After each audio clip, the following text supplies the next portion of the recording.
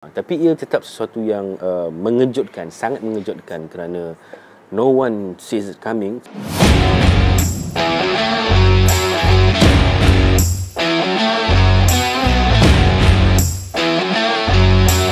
Assalamualaikum warahmatullahi wabarakatuh. Selamat sejahtera. Terima kasih kepada anda semua yang sekali lagi sudi singgah di YouTube channel Bedah Gusti, sebuah channel yang macam biasa akan membedah pelbagai kisah kontroversi dan juga kisah bintang-bintang Gusti kegemaran dan kegeraman anda.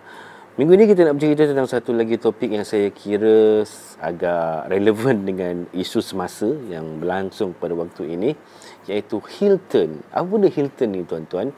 Heel ni adalah istilah yang digunakan dalam pro wrestling, insider term yang digunakan iaitu watak jahat lah, ataupun geng-geng berhaluan kiri, geng-geng orang kata rebel dan sebagainya. Dia berbeza dengan babyface. Babyface ni adalah hero lah, ataupun penggusti-penggusti berwatak baik. Jadi ada beberapa sejarah sepanjang berlangsungnya gusti profesional ini. Beberapa penggusti yang selama ini dianggap sebagai suka ramai, menjadi pujaan peminat, tetapi tiba-tiba mengambil langkah drastik, tak dijangka-jangka, tak disangka-sangka, mengambil keputusan untuk bertukar watak dan menjadi individu berwatak jahat ataupun penggusti heel inilah. Macam kita tahu baru-baru ini, kita tengok baju ni kan, John Cena mengambil keputusan untuk mengubah karakternya 180 darjah daripada individu yang selama ini disanjung, disorak oleh peminat, menjadi hero, menjadi pujaan ramai kan. Dan mengejutkan, beliau bersetuju untuk menukar ataupun melakukan transisi terhadap karakternya menjadi jahat pertama kali dalam tempoh 25 tahun. Ia sesuatu yang sangat mengejutkan, tetapi orang kata sangat memberi impak lah, sampaikan banyak kita lihat di suapan berita media sosial tentang perubahan watak ini. Ada yang siap buat analisis dan sebagainya kan. Jadi itu adalah salah satu contoh lah bagaimana Cena yang selama ini menjadi hero boleh bertukar menjadi villain kan dalam tempoh yang tak disangka-sangka. Baik, ada beberapa lagi sebenarnya heel turn yang pernah berlaku yang mungkin anda sendiri tak terfikir ataupun mungkin tak pernah tahu pun yang pernah berlaku heel turn sedemikian. Jadi jom kita tengok heel turn yang bagaimana yang pernah mengejutkan dan menggegar industri gusti profesional. Okey, heel turn pertama yang pastinya paling mengejutkan adalah pada tahun 1996. Ini saya rasa the greatest heel turn of all time lah. Mana Hulk Hogan yang daripada tahun 70-an, 80-an dan 90-an menjadi hero, menjadi kegemaran rakyat jelata dengan slogan-slogan yang memberi semangat, motivasi, tiba-tiba mengambil keputusan untuk mengubah karakternya menjadi 360 darjah, berbeza terus, bergelar seorang bintang heel, iaitu pada tahun, macam saya katakan tadi, tahun 1996 di acara Bash at the Beach, yang menyaksikan Hogan menyertai gabungan Scott Hall dan Kevin Nash dan membentuk pakatan NWO. Sedikit backstory tentang NWO ini. Kevin Nash dan Scott Hall muncul di WCW setelah mencipta nama beberapa tahun di WWE, dan mereka muncul sebagai outsider, orang luar, dan peminat pada waktu itu menyangkakan mereka ini benar-benar individu yang dihantar oleh Vince McMahon untuk nak menghura-harakan WCW. Dan gabungan mereka ini, outsiders ini, mula mengacau perjalanan, buat kacau dan sebagainya di WCW, sehinggalah OG ataupun original WCW superstars iaitu Sting, Lex Luger dan Macho Man mencabar mereka ataupun dicabar mereka untuk bertemu dan bertarung dengan mereka lah di acara Bash at the Beach tahun 1996. Hall dan Nash tak menyatakan, tak mengumumkan siapakah individu ketiga yang bakal menyertai mereka. Dia ada banyaklah spekulasi, ada yang kata Sting dan sebagainya lah. Dan tak ada sangka-sangka Hogan muncul sebagai individu ketiga macam yang kita semua tahu, dan kononnya datang tu, muncul tu nak membantu Macho Man kan. Masa tu Lex Luger dah out awal dah pasal cedera kan kononnya. Jadi tinggal Sting dan Macho Man, dan ingatkan nak menolong Macho Man, sebaliknya melakukan leg drop, gerakan finishing Hulk Hogan yang berbisa itu ke atas Macho Man, dan akhirnya terbentuklah pakatan New World Order of Professional Wrestling, NWO. Hogan, Hall dan Nash, dan ia sekaligus mencipta satu fenomena yang sangat memberikan kesan yang sangat mendalam kepada industri kursi profesional. WCW terus melonjak naik, WWE merudum, WWE terpaksa berusaha keras nak beat WCW, dan sejarah terus terciptalah pada ketika itu.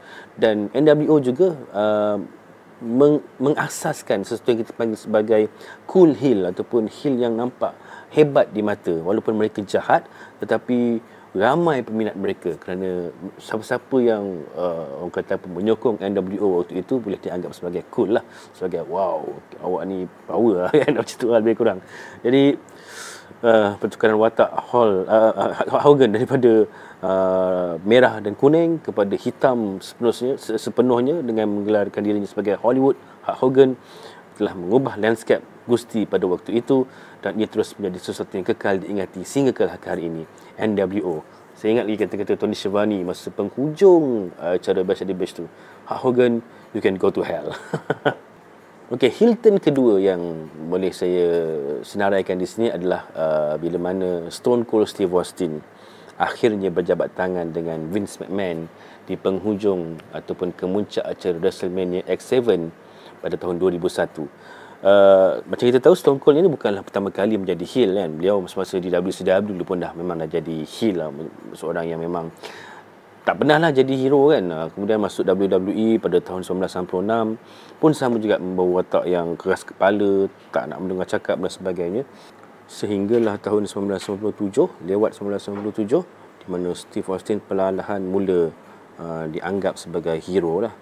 Dan permulaan tahun 1998, Stone Cold Steve Austin bermusuh dengan majikan WWE waktu itu, iaitu Vince McMahon, yang juga mengubah karakternya daripada seorang komentator, individu belakang tabir, kepada satu watak atau karakter majikan yang kejam dan zalim.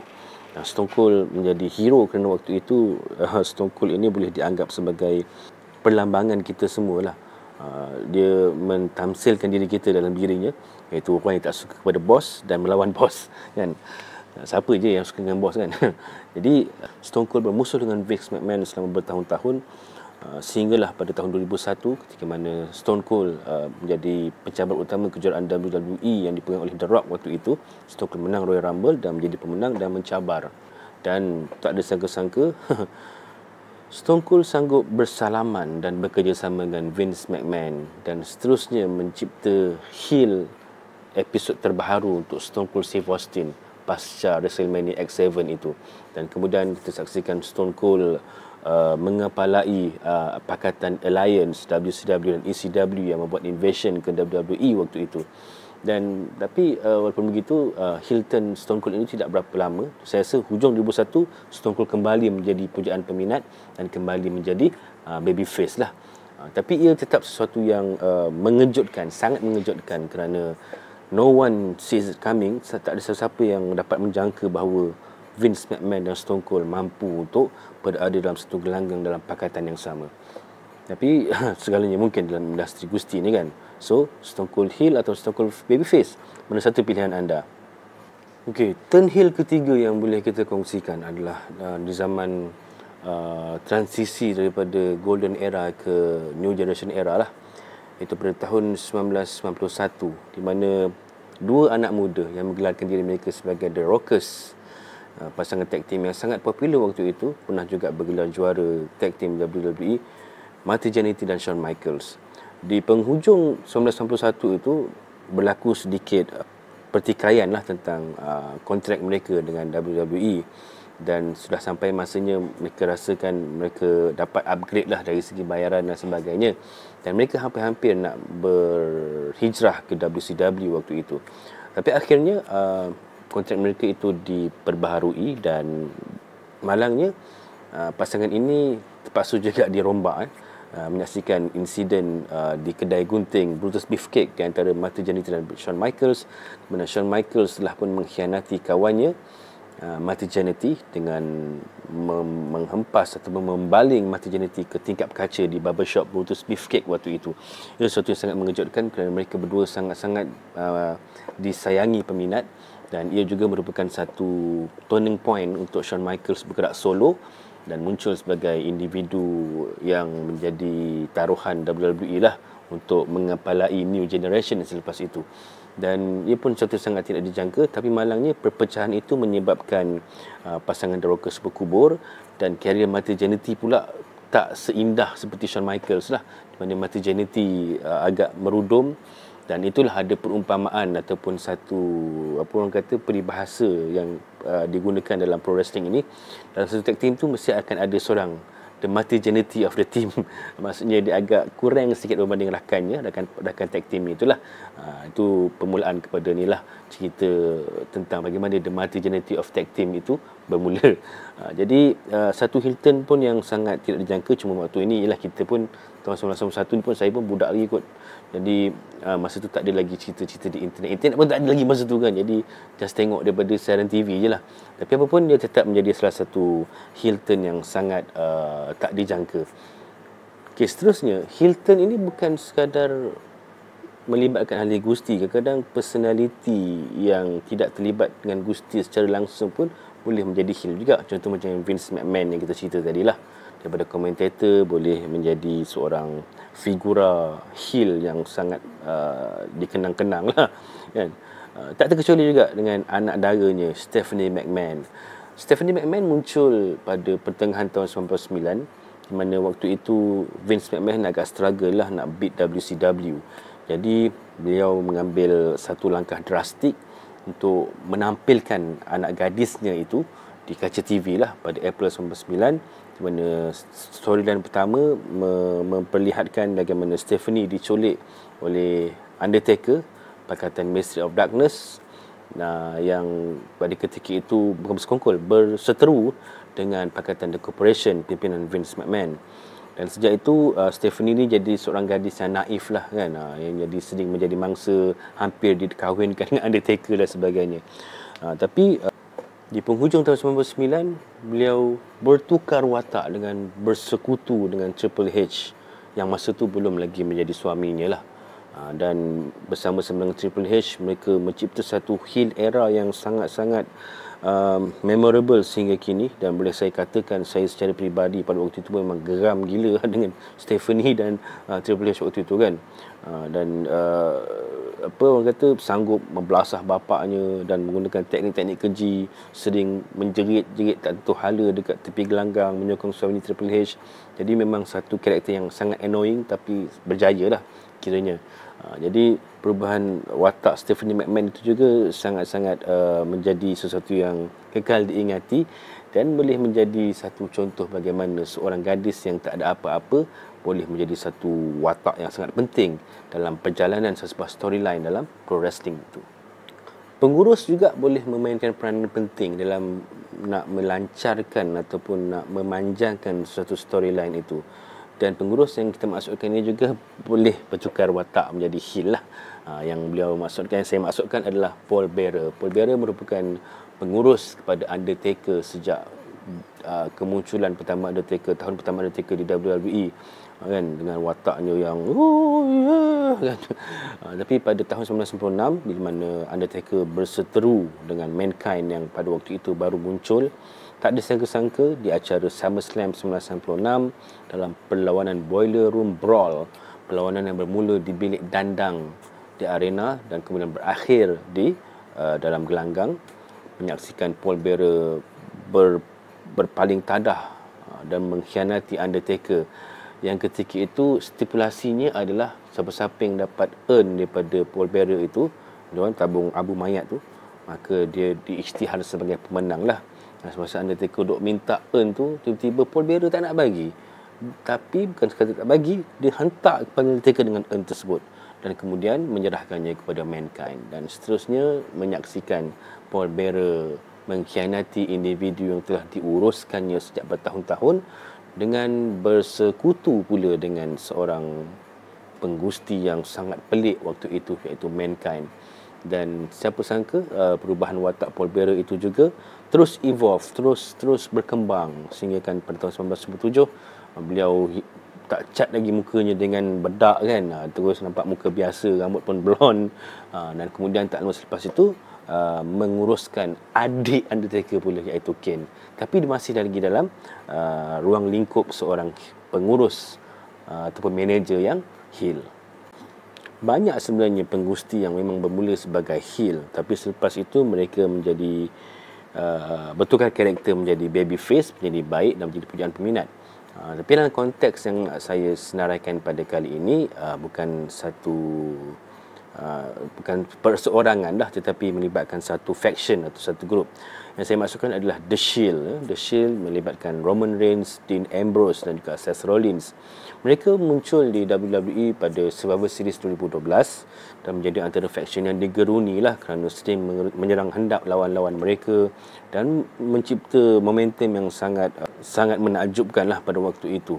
Tapi pada tahun 2014 ketika mereka berseteru dengan Pakatan Evolution, Triple H, Batista dan Randy Orton, dan ketiga pasangan itu tewas kepada The Shield, tak ada sangka-sangka Triple H ada plan B dan rupa-rupanya Seth Rollins sanggup mengkhianati rakan-rakannya dengan menghempas atau memukul belakang Roman Reigns dengan kerusi besi dalam acara Raw pasca acara Payback pada tahun 2014. Dan satu turn heel yang juga sangat tidak disangka-sangka, tetapi ia memberikan natijah yang baiklah kepada Seth Rollins kerana selepas itu namanya terus diangkat dan sehingga berjaya menjadi Mr. Money in the Bank dan bergelar juara di acara WrestleMania 31 pada tahun 2015. Satu turn heel yang orang cakap bermanfaat lah, kerana kadang-kadang tak boleh nak stuck dalam satu stagnan punya storyline kan, jadi baik je tapi tak mau ke mana-mana pun tak guna juga. Kadang terpaksa jadi jahat sikit, dinakal sedikit untuk nak mengangkat ataupun nak memajukan diri sendiri kan. Jadi itulah yang berlaku pada acara Raw pada tahun 2014, Jun 2014. Seth Rollins mengkhianati Roman Reigns dan Dean Ambrose. Kesian. Siap ada, saya tengok kat Twitter kan, diorang buat kartun kan, konon-kononnya Seth Rollins ni didokong dan dilarikan daripada keluarga The Shield. Nah, Roman dengan Ambrose menangis, tak nak berpisah dengan The Shield. Tapi itulah yang berlaku. The Shield, Seth Rollins dirompak daripada The Shield dan diubah karakternya menjadi jahat selepas itu. Satu lagi penggusti yang tak disangka-sangka boleh menjadi jahat. Kali ini kita cerita tentang penggusti wanita pula ya, iaitu Bayley pada tahun 2019. Bayley ini merupakan seorang yang sangat, orang cakap, naif jugalah. Dia merupakan seorang watak babyface yang sangat tipikal. Bermula di NXT dan sebagainya kan. Muka pun senyum, suka memeluk peminatnya dan sebagainya. Tapi pada tahun 2019 tu Bayley berehat seketika daripada beraksi dan muncul di acara sambutan SmackDown ke-1000 tak silap saya kot. Di mana tiba-tiba Bayley muncul dengan imej baharu, memotong rambutnya pendek dan dia telah memukul belon-belon yang diri-diri dekat entrance tu kan, menandakan permulaan wataknya sebagai heel lah.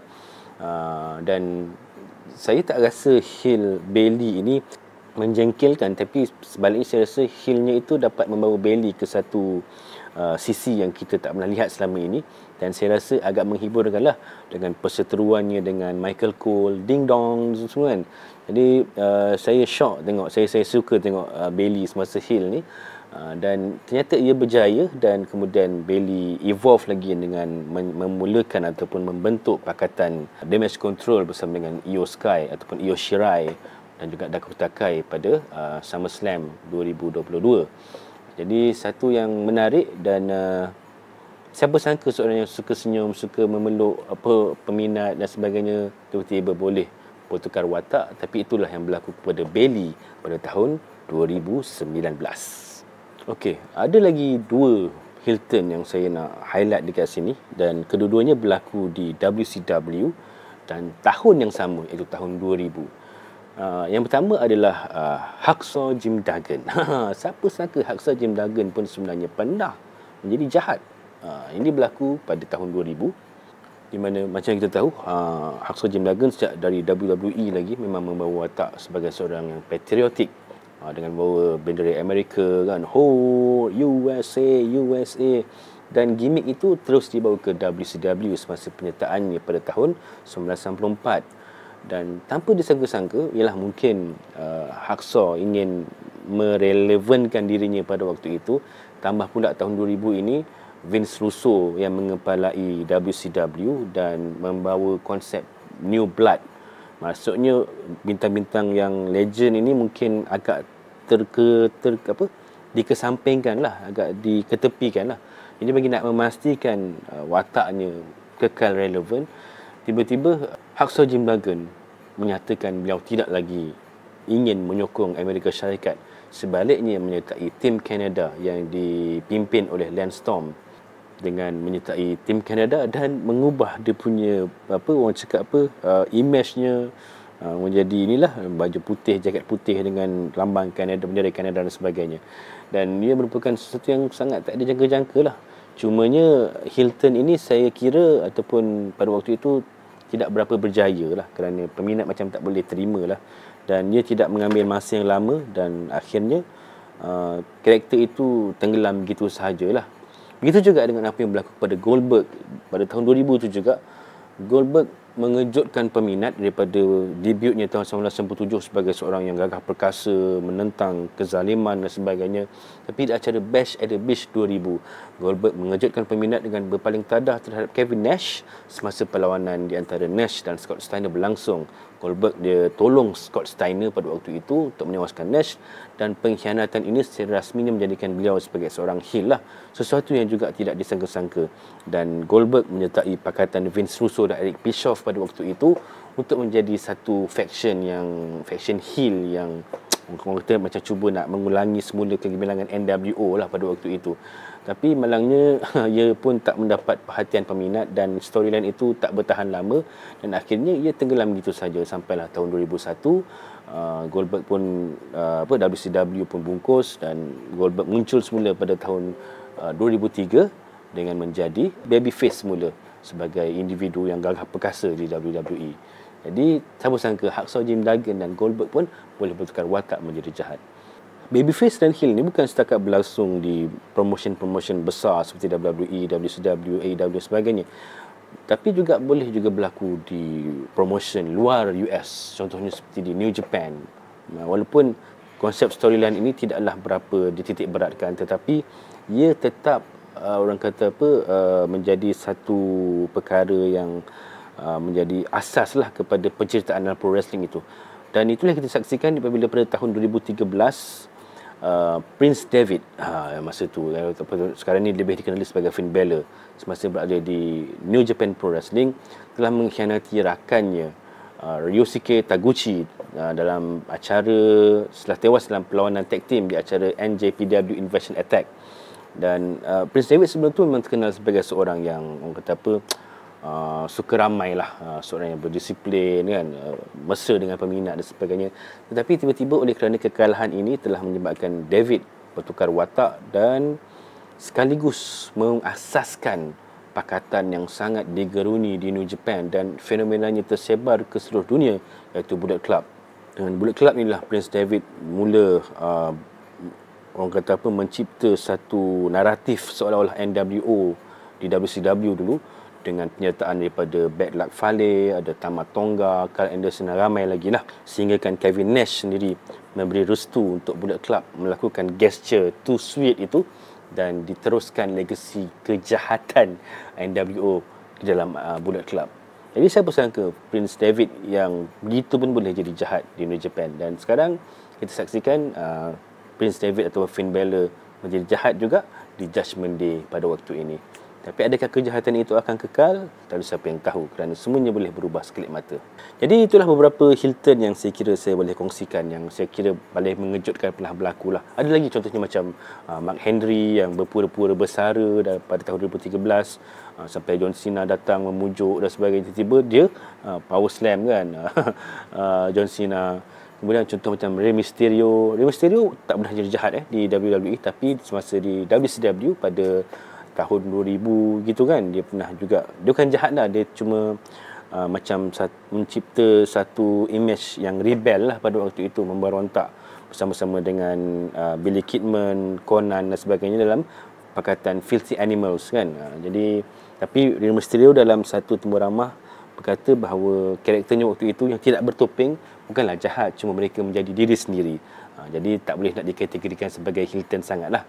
Dia pun banyak lagi Hilton yang sebenarnya pernah berlaku dan terus diingati sehingga kini. Apapun Hilton yang telah saya senaraikan tadi antara yang paling memorable dan memberi impak kepada lanskap gusti profesional secara keseluruhannya, seperti mana yang berlaku kepada Hulk Hogan dan John Cena yang kita saksikan baru-baru ini. Jadi saya rasa itu saja untuk kali ini. InsyaAllah kita akan berjumpa lagi pada sesi akan datang dalam isu ataupun topik yang lain pula. Terima kasih kerana menonton. Jangan lupa subscribe, like dan share. Jumpa lagi. Assalamualaikum warahmatullahi wabarakatuh. Bye-bye.